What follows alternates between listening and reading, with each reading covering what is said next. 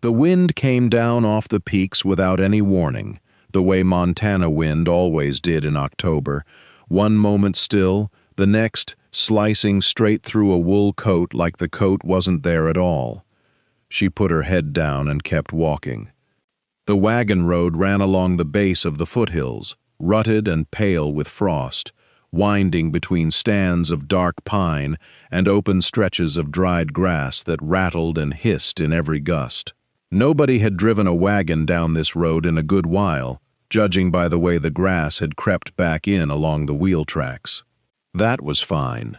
A quiet road still went somewhere, and somewhere was better than nowhere, which was more or less what she had at the moment. She had a bedroll, a canvas pack, a lantern with about a quarter tin of oil left, a folding knife, 3 biscuits wrapped in cloth, and somewhere around 40 cents. She had a coat that had been enough for September and was not quite enough for October. She had been walking since before first light, and the sun was already slouching toward the ridgeline to the west. She was not frightened. She had stopped being frightened of the dark and the cold a long time ago, somewhere between one town and the next. But she was tired, and she was practical. And a practical person, tired in October in the high country, starts looking for shelter before they need it rather than after. That was why she noticed it. She almost missed it. It sat on the slope above the road, maybe 40 yards up through the grass, and it did not look like much of anything at first, just a long hump in the hillside, slightly darker than the soil around it, with a ridge along the top that could have been a root shelf or a seam of rock. Grass grew over it. A few scrubby plants had rooted themselves along the edges. If she had been walking fast, or looking straight ahead, she would have walked right past. But she wasn't, and she didn't. She stopped. She looked at it for a long moment, the wind pulling at her coat collar. She could see something squarer than any natural formation had a right to be. A corner. The definite geometry of something that had been built by human hands, settled partway into the hill over a lot of years. A shed, maybe. A root cellar. Anything with walls and a roof was worth 40 yards of climbing. She left the road and started up the slope. The ground was harder than it looked, the dry grass slippery underfoot. But she climbed steadily, and as she drew closer, the shape resolved itself into something far more substantial than a collapsed shed. The walls were stone, thick, carefully laid stone, mortared tight and still largely intact. The structure was embedded in the hillside as though the hill had simply grown up around it. She reached out and pressed her hand flat against the cold face of the wall. Solid. Willed. Enormous, even.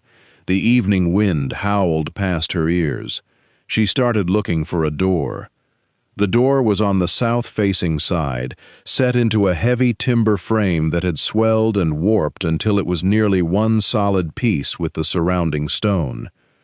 She could see its outline, the thick planks, the iron strap hinges gone brown with rust, but whatever latch had once held it was either broken or buried beneath years of grime and weather. She worked her fingers into the gap at the edge and pulled. Nothing. She braced her boot against the stone beside the frame and pulled again, putting her whole weight into it. A low groan, deep in the wood, like something waking reluctantly from a long sleep. She reset her feet and heaved a third time, and the door gave all at once with a shuddering crack, swinging outward and nearly taking her down the slope with it. She caught herself, caught her breath, and looked inside. Dark, cold, still. The air that came out was not rotten, not the sour smell of rot and standing water she might have expected from 10 years of sealing. It was simply cold, clean and dry and faintly mineral, like the inside of a stone well. She stood at the threshold while her eyes adjusted, reading what she could. The ceiling was high, higher than she'd expected. supported by massive timber beams that had darkened with age but held firm. The walls were the same thick, careful masonry as the outside. Along the far wall she could make out the shapes of iron hooks, rows of them, still mounted. Below them, what had once been shelving, the wood soft now and bowed but still standing, and on the floor traces of something pale and fibrous scattered across the stone. Sawdust, she realized. Old sawdust, the kind that had once been packed in deep to hold blocks of ice through warm months. An ice house, a real one, not a root cellar, not a collapsed shed, a proper commercial ice house, built into the hillside to use the earth itself as insulation. She stepped inside. The wind dropped to nothing the moment she cleared the doorway. 4 thick stone walls and the hill behind them absorbed it completely, and the sudden quiet was almost startling after hours on the exposed road. She pulled the door back into its frame. It wouldn't latch, but it leaned solid enough, and stood still for a moment, just listening to the absence of wind. Then she unslung her pack, crouched over it, and found her lantern. The match caught on the second strike. She turned the wick up carefully, let the flame steady, and held it out. The chamber was larger than any one person needed, larger than most cabins she'd slept in. The hooks along the wall could have held a year's worth of game. The shelving, even half collapsed, could have held enough stores to see a family through 2 hard winters. She set the lantern on the least rotted shelf she could reach, unrolled her bedding on a patch of dry stone floor, and sat down on it. 4 walls, a roof, no wind. It was the best shelter she'd found in 3 weeks, and she wasn't going anywhere until morning. She didn't sleep right away. The cold in the chamber was steady and penetrating, the kind that settles into stone over years and never quite leaves. She pulled her coat tighter and ate the last of the hardtack from her pocket, chewing slowly, watching the lantern flame hold perfectly still in the windless air. No draft. That alone was remarkable. A structure left to itself for years on a Montana hillside should have been riddled with gaps, but the walls were tight. Whoever built this place had known what they were doing. She lay down and closed her eyes, but sleep stayed at arm's length. The quiet was too complete. She kept noticing things, the faint sheen of moisture on the ceiling stones, the way the shelving had been fitted with notched crosspieces rather than just nailed flat, the hooks set in pairs at measured intervals. This wasn't built in a hurry. This was built by someone who planned ahead. She was on her feet again before she'd fully decided to be. She took the lantern and started at the near wall, moving methodically toward the back. Most of what remained was either rotted or empty, a collapsed section of shelving, a rusted bracket, 2 wooden buckets with their staves sprung wide. But the space was dry where the stone was thickest, and the floor was solid packed earth. She worked her way across it, nudging debris aside with her boot. Near the back wall, she reached the remains of a wooden pallet, thick planks laid flat and now swollen with age. She crouched and started shifting pieces of it, stacking them to the side. Hard work, but something about the cold back here made her want to understand it. The ice house already kept a steady chill throughout, but this corner was sharper, a different quality of cold entirely, the kind that came up rather than settled down. She got the last plank shifted, and her boot came down on bare floor. The cold hit her through the sole like a hand pressing from underneath. She crouched lower and held the lantern close to the floor. The dirt here wasn't packed. It was framed. Heavy planks flush with the ground, fitted together with iron strapping along the seams, and set into the center of those planks, blackened with age but unmistakable, was an iron ring.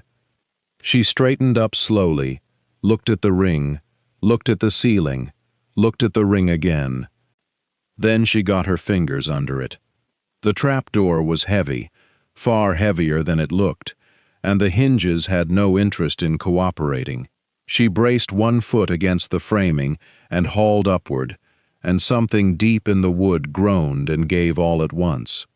The draft hit her in the face like a wall.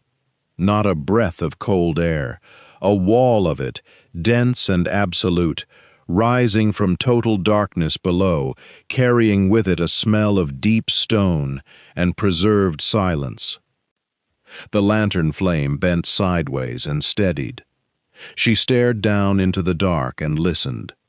She held the lantern over the opening for a long moment, watching the flame shiver in that rising cold. Then she set her boot on the first step.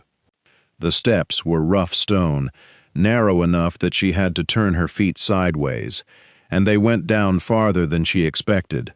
A dozen steps, maybe more, each one dropping her deeper into a silence that felt almost pressurized. The walls were natural rock, not laid masonry. She could feel the mountain on every side of her, massive and indifferent, holding the cold the way a crock holds brine. She reached the bottom and lifted the lantern. The cave opened up. Not enormously, it was maybe 30 feet long and half that wide, but after the cramped stairwell it felt like stepping into a cathedral. The ceiling arched low overhead, pale stone, dry and uncracked. The floor was smooth except where someone had leveled it with sand, and down both long walls and across the far end, stone platforms jutted out from the rock like shelves built by the mountain itself. On every one of them, crates. Wooden crates, stacked 2 and 3 high in places, their lids fitted tight and the seams brushed over with something dark. Pine pitch, she realized, smelling it as she moved closer. Dozens of them.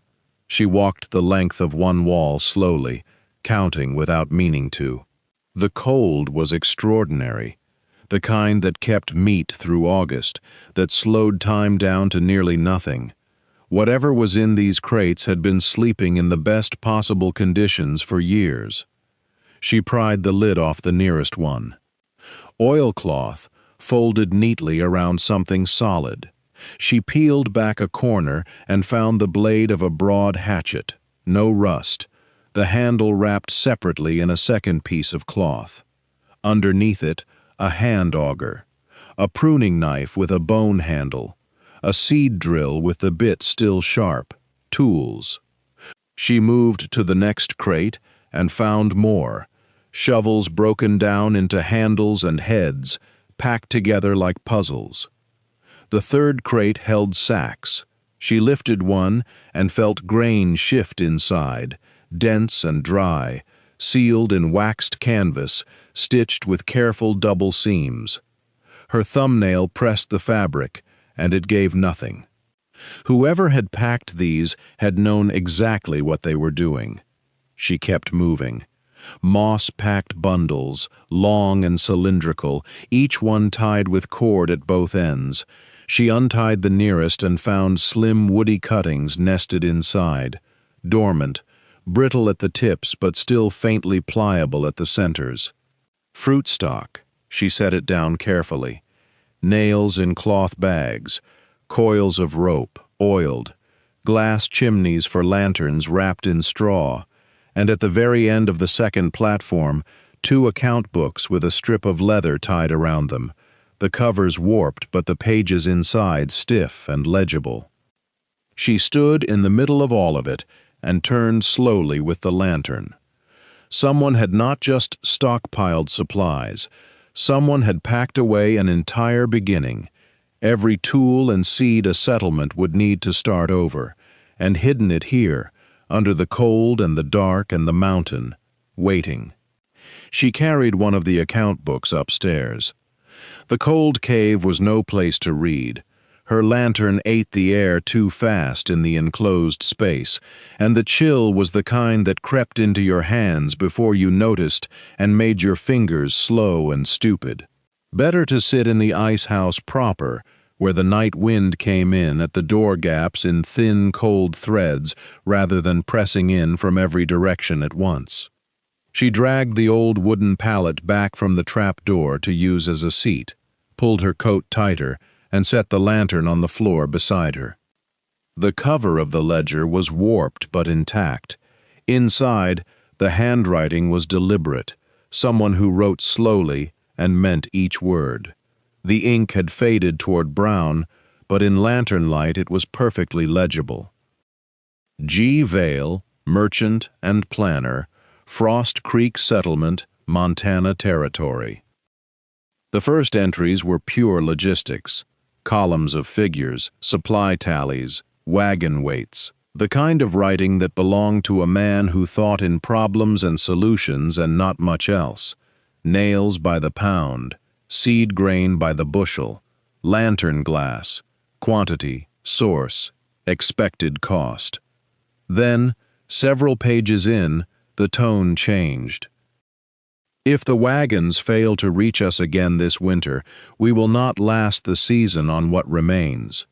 I have proposed to the Settlement Council a secondary storehouse, concealed, sufficient to carry us through 2 full planting seasons without external supply. The council had apparently agreed. The next 20 pages were the record of that agreement being carried out, material by material, trip by trip, crate by crate. He had worked alone mostly, sometimes with 1 or 2 others. The cave below the ice house had been his discovery, a natural formation, cold enough to hold ice well into July, dry enough to keep wood from rotting.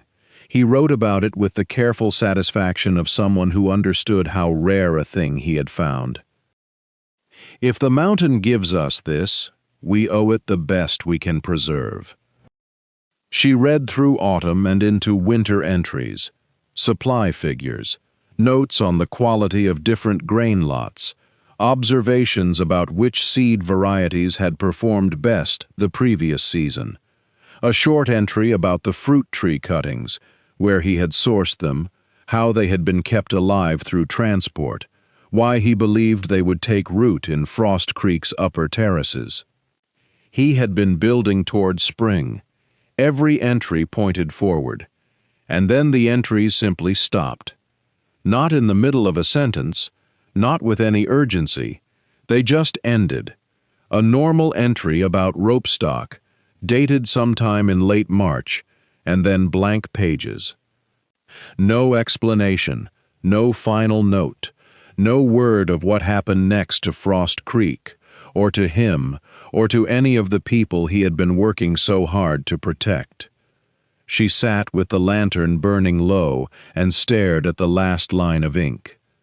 The mountain pressed in around the stone walls, quiet and enormous. She was going to need to find out. She was up before the light had fully reached the valley floor. The lantern had burned out sometime in the night, and she had slept with the ledger folded against her chest, like a letter she hadn't finished reading. Which was more or less what it was. She laced her boots in the dark, ate the last of her cornbread cold, and stepped outside into an air so sharp and clean it felt like it was trying to tell her something. The wagon trace was hard to see at first, just a depression in the grass, a slight parting of the brush where wheels had once pressed down the soil over seasons enough to leave a memory. She followed it uphill at a steady walk, breathing through her nose, hands free at her sides. The slope climbed through stands of lodgepole pine and then opened into a long meadow still silvered with frost. She crossed it quickly. On the far side, the trace bent east, following a shallow drainage, and the trees thickened again. She smelled it before she saw it. Not decay exactly. More like a kind of deep stillness. The smell of a place that had been quiet for a very long time. She came around a bend in the old road and stopped. The cabins were there, 4 of them in a loose row, their roofs entirely gone, not collapsed inward, just absent, like someone had lifted them away. The log walls still stood, squared and fitted, solid against the morning sky. A fifth structure had come down harder, its front wall folded forward into a scatter of charred and rusted iron. The blacksmith shop. She could see the remains of the bellows frame, and the outline of the forge hearth still holding its stone shape beneath the fallen timber. But the meeting hall stood. It was larger than she had expected, heavy post and beam construction, the doors still on their hinges though swollen and slightly open. A drift of dead leaves had accumulated just inside the threshold, and above them the ceiling was intact, the walls tight. Someone had built it to last, and it had done its job even in the absence of anyone to care for it. She walked past it without going in. Not yet. Something else had caught her eye. Above the building line, cut into the hillside in long, shallow steps, the garden terraces were still there. 3 of them, maybe 4, shaped out of the slope with obvious care, edged with fieldstone borders, and across all of them, through the dead grass and the old seed heads bowed under their own weight, the dark outline of turned and worked earth still showed. Good earth. Deep. She crouched and picked up a handful, and it crumbled exactly as it should, loose and rich and smelling of iron and rain. And below the lowest terrace, running out of a seam in the rock without any fuss at all, the spring. Clear water, moving, cold enough to ache when she cupped it in her palms. The land hadn't given up. That changed the shape of everything. She went back down the hill with her mind still full of terraces and water. The ice house felt warmer after the wind outside, which it wasn't, not really, but the stone held still, and that was something. She built the fire up in the small brazier she'd salvaged from the waystation run and set water to heat, and then stood in the middle of the room with her lantern and looked at the cupboard. She'd noticed it the first night without registering it properly, low and built into the wall, the kind of piece that looked structural more than functional, easy to overlook. She'd gone past it a dozen times on her way to the trapdoor. Now she crouched and felt along the base panel, the way the bottom sat proud of the floor by maybe an inch more than it had any reason to. She got her fingers under the edge. It gave. Not a hinge, just pressure, the wood swollen into a seal over years until it took real effort to pop loose. She pulled it free and set it aside and reached into the dark space beneath. Paper, folded, thickly bundled, held together with a strip of canvas twine. Not a ledger this time. Letters, unsealed, unaddressed, never sent. She carried them to the brazier and sat down and read. The hand was the same, measured, deliberate, words placed with the care of a man who chose them. But the tone was different from the supply records in the first ledger. Less accounting, more weight. The first ledger had been the record of someone solving problems. This was the record of someone who couldn't solve the one that mattered most. The letters filled in what the supply records hadn't. It wasn't the winters that finished Frost Creek. The winters were hard, but they'd been hard before. It wasn't the soil. She'd held that soil in her hands an hour ago, and she knew what it felt like to grow things in it. It was simpler and more brutal than either. The freight company had moved its route. One decision, made in an office somewhere far from these hills, because another valley offered an easier grade or a better arrangement with someone who had more influence. The wagons stopped coming through. The goods Frost Creek needed stopped arriving, and what Frost Creek could sell had no way out. Without the route, there was no trade, and without trade, the economics of staying collapsed faster than any blizzard could have managed. The settlers didn't leave because they'd failed. They left because they'd been cut off. She read the last letter twice.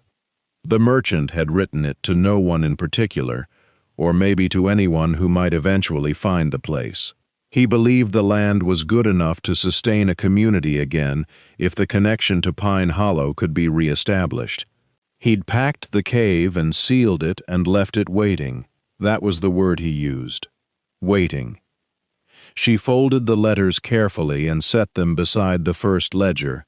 Then she reached for the maps. The maps were hand-drawn but careful. She could see the merchant had taken his time with them, measuring distances in day rides and noting landmarks in tight, precise script. A lightning-split pine at the first fork, a dry creek bed that ran in spring but not in summer, a boulder shaped like a sitting dog at the edge of the tree line. The older trail was marked in a different ink, darker, as though he'd traced it from an earlier document.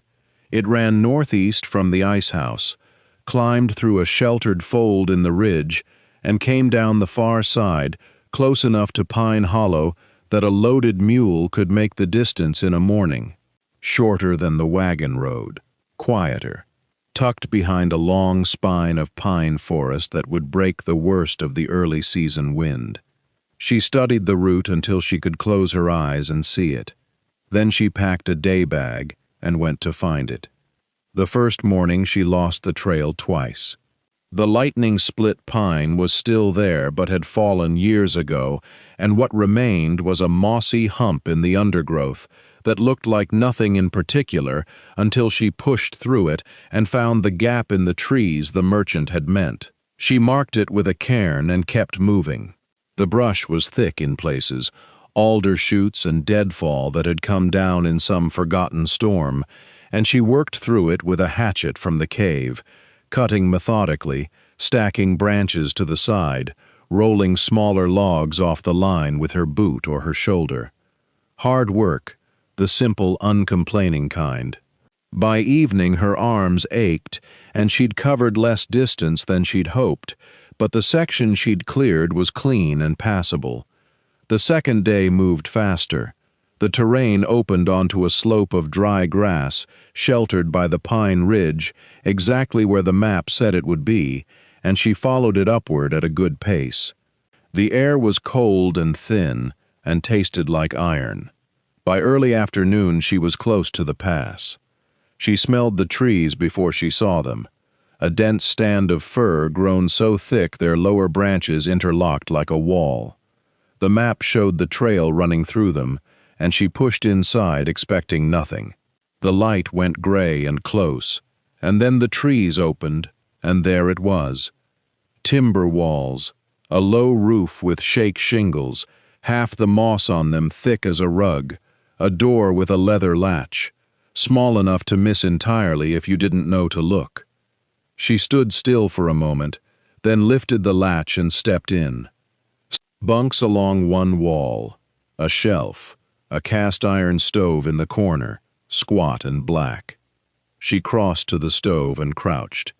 The ash bed inside was pale gray, fine, the kind that comes from a fire that has cooled slowly over days, not weeks. She pressed her palm flat against the iron side, still faintly warm. She stood with her palm against the cold iron of the stove and let that fact settle in. Days, not weeks. Someone had been here recently enough that the metal still held the ghost of warmth. She looked around more carefully now, at the bunk, the shelf, the packed dirt floor. No personal belongings left behind. Whoever it was had come and gone cleanly. She stepped back outside into the cold light and studied the ground, but the pine needles gave nothing away. She marked the way station on the merchant's map with a small cross, latched the door behind her, and started back down the mountain. She made the ice house before dark, built a fire in her small camp ring just inside the doorway where the draft wouldn't reach it, and sat down to the merchant's ledgers again. She was deep into a column of seed quantities when she heard it. Hoofbeats on the wagon road below, slow and deliberate, the sound of a horse that knew where it was going. She set the ledger down and moved to the doorway. A woman on a gray horse came up the slope at an easy walk, as though the ice house on a hillside in October was entirely unsurprising. She had a canvas post bag slung across the saddle and the look of someone who had ridden these roads in all kinds of weather and found most of it manageable. She pulled up a few feet from the door, looked at the open entrance, looked at the campfire, looked at Evelyn standing there and said, "You found it then?" Not a question. Evelyn asked how she knew the building. The woman said she had passed it dozens of times over the years, tried the door once, found it stuck, and concluded there was nothing inside worth the effort. She had used the way station up at the pass occasionally when the weather turned fast on her, but she had never gone further into these hills than the trail required. She delivered mail between Pine Hollow and the ranches to the north. She knew this road the way she knew her own hands. Evelyn led her inside and showed her the ledgers first. The woman read slowly, turning pages with the care of someone accustomed to handling documents that mattered. Then Evelyn lit a second lantern and led her down the stone steps into the cave. The woman stood in the cold air among the crates for a long moment without speaking. Then she said, "Do you know what Pine Hollow's seed stock looked like this past spring?" Evelyn said she didn't. The woman set her lantern down on the nearest stone platform, and her voice went quiet and careful. "Poor. The worst in memory. We lost a third of what we planted before it even came up." The woman's name was Martha Bell, and she did not waste time. By the following morning, she had agreed to carry seed samples down to Pine Hollow in her saddlebags, and Evelyn spent an hour before dawn selecting the best specimens, a careful handful from 3 different grain sacks, each still smelling faintly of the waxed canvas that had kept moisture out for nearly a decade. She wrapped them in a square of cloth torn from an old flour sack and tucked the bundle in alongside the first ledger, so whoever examined the seeds could read the hand that had chosen them. Martha rode out while Frost still clung to the grass. Evelyn stayed behind and worked. She had been thinking about the property document in the locked crate, the one she had not yet opened, only noticed, and she kept returning to it the way a tongue returns to a loose tooth. There was no sense rushing at something she did not yet understand. So instead she counted crates, made a rough inventory on a blank page torn from the back of the second ledger, and tried to think clearly about what all of it added up to. Martha returned the next afternoon with 5 people behind her. Evelyn heard the horses before she saw them, and stepped out of the ice house to find a small procession coming up the hill through the dry autumn grass, Martha in the lead, then an older man who moved stiffly but walked with authority, then 4 others who looked like working farmers, worn coats, practical boots, the kind of faces that had spent years reading weather. The older man was the shopkeeper Martha had mentioned. He had recognized the seal on the grain samples before Martha had finished her sentence, he said, and he had not slept well since. He asked to go straight down to the cave. Evelyn led them all down the stone steps with 2 lanterns going. She watched from the bottom of the stairs as the shopkeeper walked slowly along the row of crates, touching the wood, reading the marks stamped into the lids. He opened 3 himself. He held a handful of grain up to the lantern and let it trickle back into the sack. He did not speak for a long time. Then he turned to the others and said something quiet, and the cave filled with a sound Evelyn had not expected.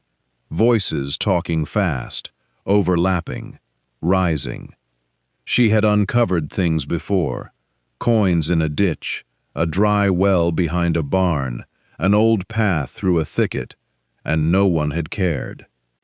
But standing in a cold cave under a forgotten hill, she watched a room full of people discover something worth caring about. And for the first time, it was something she had found. The voices were still going when the mail woman touched Evelyn's arm and said there was one more thing. She had noticed it during the inspection, a crate set apart from the others, shoved back against the wall behind the last row of stone platforms, smaller than the rest, and fitted with an iron hasp and a padlock. Not rusted shut, actually locked, the shackle seated firmly, as if someone had placed it that way with intention. Evelyn crouched in front of it with her lantern. The others crowded close. She worked the tip of a pry bar under the hasp plate rather than the lock itself, and after a minute of steady pressure, the screws pulled through the old wood cleanly, and the whole assembly came free. The lid opened on cold air and the smell of aged paper. Inside, wrapped in oilcloth and tied with a length of waxed cord, was a bundle of documents. Not ledger pages, not supply lists. She untied the cord, unfolded the outer cloth, and held the top sheet close to the lantern. It took her a moment to understand what she was reading. Then another moment to believe it. The document was short, 2 pages, written in a careful hand she already recognized from the ledger entries. It described the ice house and the cold cave beneath it, the hillside ground surrounding both, and a strip of land running to the old wagon trace above. It described a trust, simply constructed, naming no single heir but setting a condition instead. The property would transfer in full to the first individual who reopened the storehouse and restored its purpose to the benefit of the surrounding community. The merchant's signature was at the bottom, a date, nearly 11 years earlier, a witness signature beside it, the ink still clear. No one had ever claimed it. Evelyn read it twice, standing in the cold cave with people breathing quietly around her. She was aware of the mail woman watching her. She was aware of the shopkeeper, who had moved closer and was reading over her shoulder without apology. She heard him make a small sound, not quite a word. She folded the document back along its original creases. Her hands were steady, which surprised her, because something in her chest was not. She had never owned anything.